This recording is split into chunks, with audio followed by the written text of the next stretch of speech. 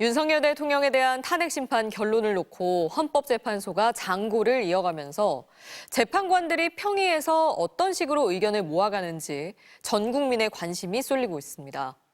반대는 아니더라도 보충 의견이나 별개 의견이 있다면 평의가 길어질 수 있다고 하는데요. 구민지 기자가 보도합니다.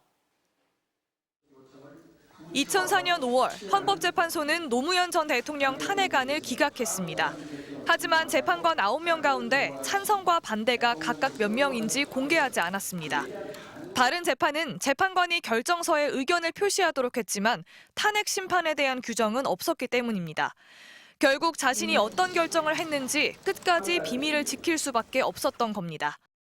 탄핵 심판에 관해서는 평의의 비밀에 대한 예외를 인정하는 법률 규정이 없다. 이후 탄핵 심판에서도 재판관의 의견을 표시하도록 법이 바뀌었습니다. 재판관의 책임성을 높인다는 이유였습니다. 하지만 2017년 3월 박근혜 전 대통령 탄핵 심판 때도 반대 의견은 드러나지 않았습니다. 8명 전원 일치로 파면을 결정했기 때문입니다. 다만 재판관 3명의 보충 의견이 나왔습니다. 김희수, 이진성 재판관은 세월호 참사에 대한 박 전 대통령의 불성실한 대응이 파면 사유는 아니지만 성실한 직책 수행 의무 위반은 맞다고 지적했고, 안창호 재판관은 제왕적 대통령제가 박 전 대통령의 법 위반 행위를 부추긴 요인 중 하나라고 했습니다. 보충 의견이란 결론에는 동의하지만 재판관이 자신만의 이유가 더 있을 때 제시하는 겁니다. 또 결론에는 동의하지만 이유가 다를 때는 별개 의견을 낼 수도 있습니다. 보충 의견이나 별개 의견은 반대 의견이 아닙니다.